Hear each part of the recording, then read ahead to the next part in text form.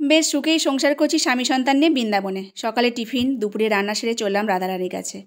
তো সারাদিন কি করলাম না করলাম সব কিছু মিলিয়ে আজকের ব্লগটা শুরু করছি। প্রথম থেকে শেষ পর্যন্ত তোমরা দেখতে থাকো, আশা করি তোমাদের ভালো লাগবে।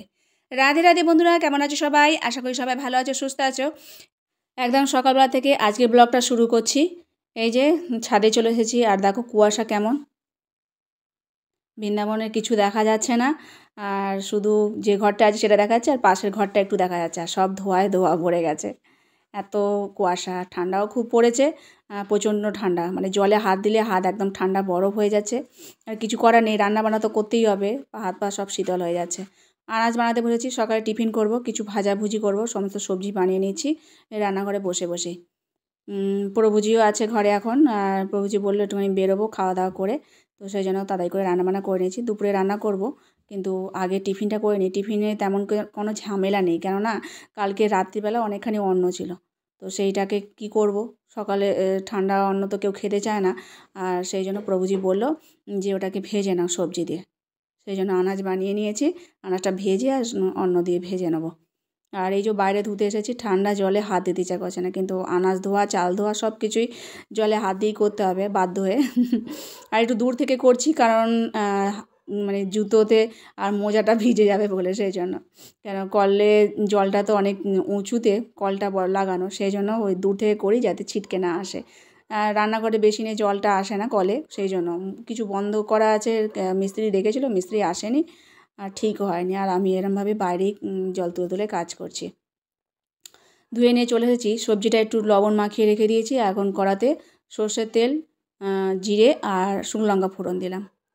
আমার তো চিন্তাই হচ্ছিলো যে অন্নগুলো ছিল কি করব, ঠান্ডা অন্ন কেউ খেতে চাইছে না, জয়িতাও খেতে চাইছে না, আর অনেকখানি ছিল, রাতে খাইনি বলেই তাই বেঁচে গেছে। রাতে যদি খেয়ে নিত, সবজি ডাল ছিল, তো রাতে আবার রুটি করেছিলাম, সেগুলো বেঁচে গেছে, মানে কেউ খেতে চাইছে না ঠান্ডাতে। আর এখানে সবাই রুটিই খায়, অন্য অতটা খায় না, এই ঠান্ডার জন্যই মনে হয়।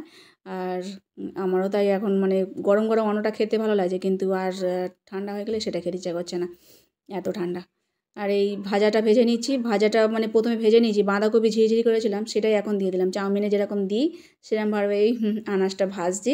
আর দুটো কাঁচা লঙ্কা ছোটো ছোটো করে কুচি কুচি করে দিয়েছি, একটু ঝাল ঝাল ভালো হবে, একটু গুঁড়ো মশলা দিয়ে দেবো।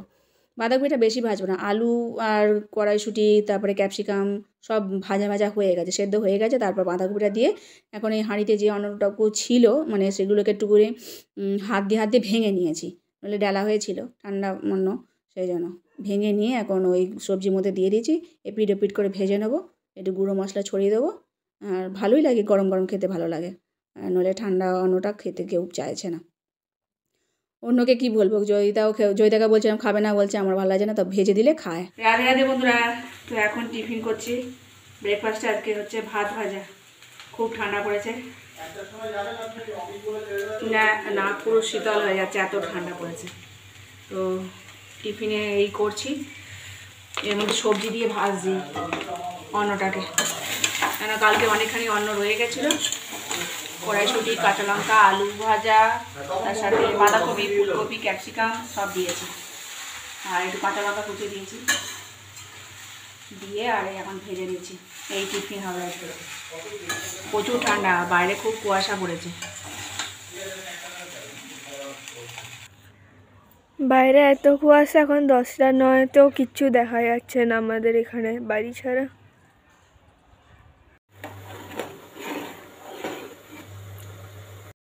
তো ভাত ভাজাটা হয়ে গেছে, সেটাকে নামিয়ে রেখে দিয়েছি, আর গ্যাসটাকে একটু মুছে নিয়ে এখন ভগবানের জন্য দুধ জাল দিয়ে দিলাম। ভগবানকে দুধ সেবা দেবো, জাল দিয়ে নিয়েছি, এখন গ্লাসে তুলছি, একটু ঠান্ডা একটু করে নেবো, করে নিয়ে তারপর তুলসী কাষ্ঠ দিয়ে ভগবানকে সেবা দেবো। সকালের টিফিনে ভগবানকে এই দুধ সেবা দিচ্ছি, দিয়ে তারপর আমরাও টিফিন খেয়ে নেবো।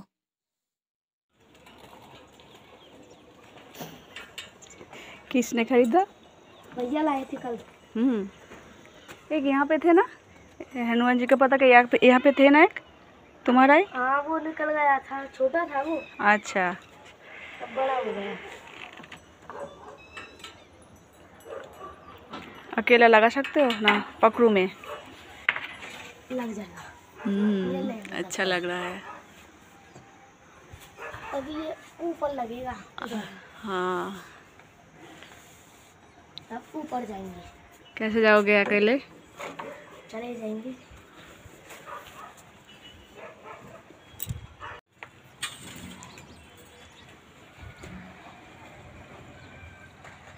খুব সুন্দর লাগছে, হনুমানজির পতাকা লাগাবে। এখানে অনেকের ঘরে এরকম আছে হনুমানজির পতাকা লাগানো। ভয় নেই ওর, সখীর ছেলের। সখীর দুটো ছেলে, একটা বড় ছেলে আর এটা ছোট ছেলে। বড় ছেলে 10-এ পড়ে, ও এখানে থাকে না, আত্মীয় স্বজনদের বাড়িতে থাকে, ওখানে পড়াশোনা করে, সেই জন্য ও থাকে না, ওখানে থেকে পড়াশোনা করে। আর ছোটোটা আছে, আর ছোটোটা এত সাহস বাথরুমের ছাদে উঠে আর ওই পতাকা লাগাচ্ছে। আমি বললাম যে পারবি? বলছে হ্যাঁ পারবো, কোনো ব্যাপার নয়। তো আমি এখন ঘরে চলে এসেছি, মানে রান্নাঘরটা পরিষ্কার করে নিয়ে আবার সবজি বানাচ্ছি। আর একটা বড় করে সবজি বানাবো, অনেক রকম সবজি দিয়ে, আর তার সাথে রুটি করব গরম গরম করে, তারপর ভগবানকে সেবা দেবো। একটু গরম জল করে নিয়েছি, উষ্ণ উষ্ণ গরম জলে, আর আটাটা মেখে নিচ্ছি। তো খুবই গরম হয়ে গেছে জলটা, আস্তে আস্তে করে মেখে নিয়ে আর চাপা দিয়ে রাখবো, আর সবজিটা তারপর বসাবো। এই যে বন্ধুরা, সমস্ত সবজি বানিয়ে নিয়েছি। আলু, এখানে আছে রাঙা আলু, টমেটো, বাঁধাকপিগুলো বড় বড় সাইজ করেছি, কাঁচা লঙ্কা আর কড়াইশুঁটি একসাথে রেখে দিয়েছি। আর এখানে পনির বানিয়ে নিয়েছি আজকে, পনির দিয়ে এই 5 মাসের সবজি চচ্চড়ি করব। আর এখানে নারকেলটা ভেঙেছি, ভাবলাম একটু পাটিসাপটা করবো, কিন্তু শুকিয়ে গেছে, একটা খোলা থেকে উঠেই গেল, এ আর করা যাবে না। তো দেখি অন্য কিছুতে দিয়ে দেবো। তেল গরম করে নিয়েছি, প্রচণ্ড ঠান্ডা পড়েছে আজকে, মানে জলে হাত দিলে প্রচণ্ড ঠান্ডা লাগবে। সমস্ত সবজিগুলো ভেজে নেবো, ভেজে নিয়ে আদা বাটা দেবো, আর নামার সময় চিনি দেবো। পনির দিয়ে সবজি হচ্ছে, রুটি দিয়ে আজকে রুটি করছি এবেলায়, কেননা প্রচুর ঠান্ডা, তো অন্য খেলেই ঠান্ডা লাগছে খুব। এখানকার মানুষ ওই জন্যই হয়তো বেশি করে রুটি খায়, আমরা ওদের মতো আজকে রুটি করে খাবো।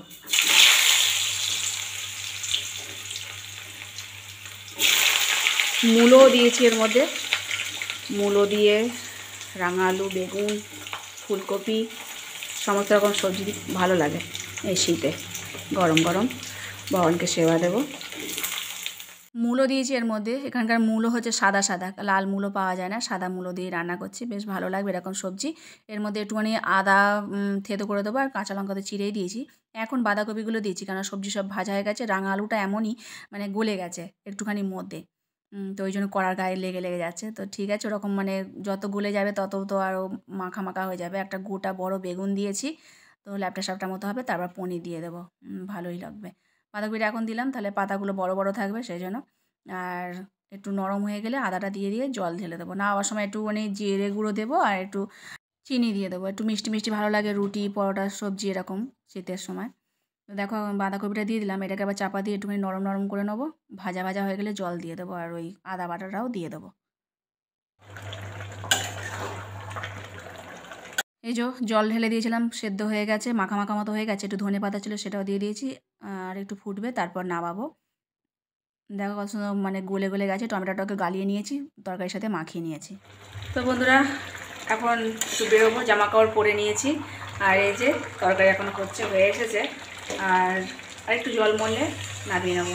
চিনি দিয়ে দিয়েছি, আর ধনে পাতাটাও দিয়ে দিয়েছি, হয়ে গেছে, মাখা মাখা হয়েছে ল্যাপটা স্যাপটা। পনিরও দিয়ে দিয়েছি, এই যে রুটিটা আটা মাখা আছে, পরে এসে করব। তো এখন বৌজি বলে একটু গোবর্ধনের দিকে যাবো, এখন তো আর খাওয়া দাওয়া হচ্ছে না, সেই জন্য গরম গরম এসে পরে ভগবানকে নিবেদন করে আর প্রসাদ পাবো, সেই জন্য আর এখন করছি না। জয়ীতে জামা কাপড় পরছে, আমার পরা হয়ে গেছে, তরকারি বসে জামা কাপড় পরতে গেলাম।